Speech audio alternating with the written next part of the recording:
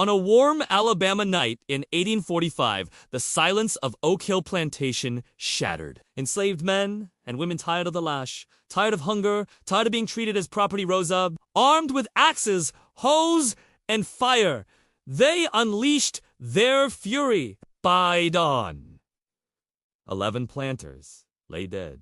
It was a revolt the South tried to bury in silence, and almost succeeded. Oak Hill Plantation sat on fertile Alabama soil, deep in the heart of the Cotton Kingdom. Like so many plantations of the South, its wealth was built not by its owners, but on the backs of hundreds of enslaved Africans and their descendants. The masters of Oak Hill prided themselves on their prosperity. They saw themselves as gentlemen, planters of refinement. But beneath the whitewashed walls and sprawling cotton fields, the reality was far darker. Each morning, before the sun rose, bells rang out. Enslaved men and women shuffled into the fields, some barefoot, some still carrying the scars of yesterday's whippings. Overseers, mounted on horseback, barked orders, their whips curling through the air like the hiss of a snake. The brutality was constant.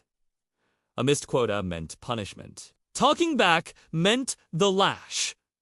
Attempting to flee often meant death. Children grew up watching their parents suffer, learning early that freedom was a dream whispered only in the shadows.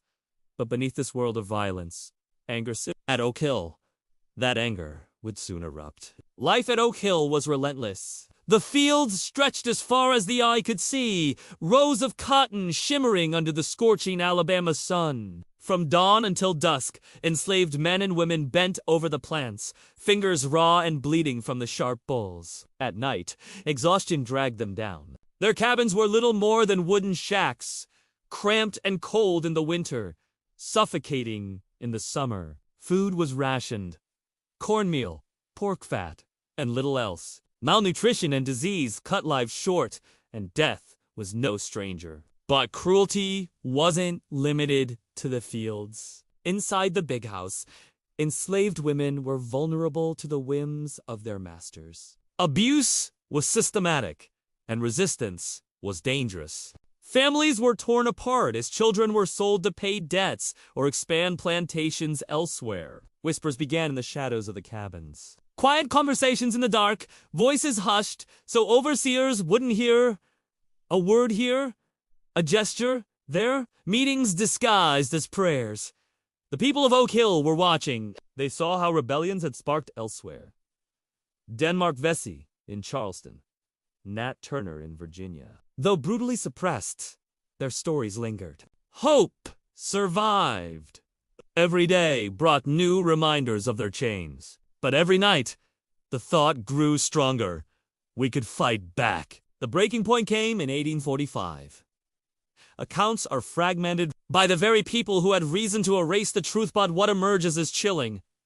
A group of enslaved men began to plan. They knew the odds. Armed guards, rifles, dogs. Failure meant torture, execution, or worse. But they also knew the truth.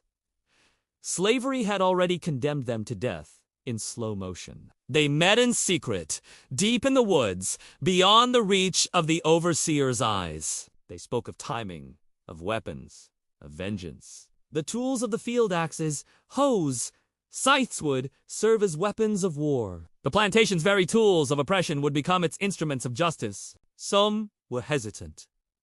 The risks were enormous. But the anger was stronger than fear. For the enslaved at Oak Hill, life was already unbearable. What they craved now was not survival, but freedom or revenge. The plan was simple and brutal. Strike at night! Strike together!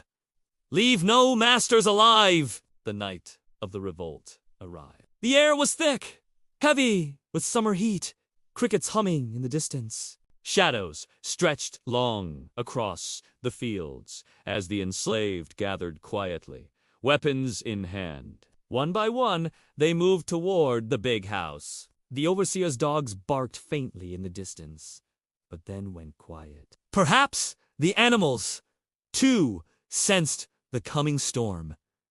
The first strike was sudden. A door forced open. An overseer dragged from his bed before he could reach his rifle. The crack of wood against skull.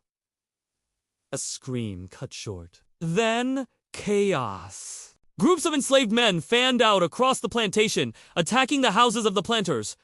Windows shattered. Flames licked at the wooden walls as torches were thrown. The tools of the field's hoes, hatchets, axes now dripped with blood. The white planters, caught unprepared, scrambled for weapons. Some reached for pistols, others for shotguns. But they were outnumbered, overwhelmed by the fury of those they had enslaved. Inside the big house, shouts echoed down the halls. Masters and mistresses begged for mercy.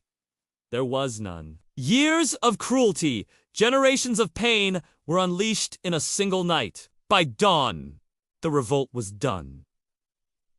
11 planters lay dead. Their blood stained the cotton fields they had once claimed as their kingdom. For the enslaved of Oak Hill, it was a moment of grim triumph, a night when the powerless seized power, if only for a heartbeat in history. The revolt sent shockwaves across Alabama. When news spread of 11 planters dead at the hands of their slaves, fear gripped the South. Militias were called in. Retaliation was swift and merciless. Survivors of the revolt were hunted down, dragged from hiding, and executed. Some were hanged in public, their bodies left as warnings. Others were burned alive. The violence was meant not just as punishment, but as terror message to every enslaved person who might dream of resistance. The memory of Oak Hill became something dangerous, something the South tried to erase. Official records were destroyed. Newspapers minimized the revolt, or twisted it into stories of savage brutality that justified even harsher control. But whispers remained. In the oral histories of black families, in the hushed stories passed down, the revolt survived. It became part of a hidden archive of resistance, a reminder that enslaved people were never passive, never simply victims, but fighters. And yet, history textbooks rarely mention Oak Hill. 11 planters killed in one night should have been a seismic event in American history.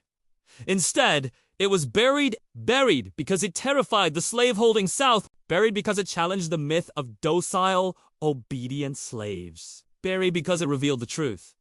Slavery was never accepted, it was resisted. Always. The revolt at Oak Hill was brief, and it ended in blood. But for one night, in 1845, enslaved men and women stood against their oppressors and struck back with fire and fury. This was their story erased from history books, silenced by those who feared it. But their voices still echo if we choose to listen. This was the revolt of Oak Hill, but many remain untold. If you want to uncover more hidden slave revolts and forgotten histories, click on the playlist here. And if you believe stories like this deserve to be remembered, subscribe to this channel and join us as we continue to bring the shadows of history into the light.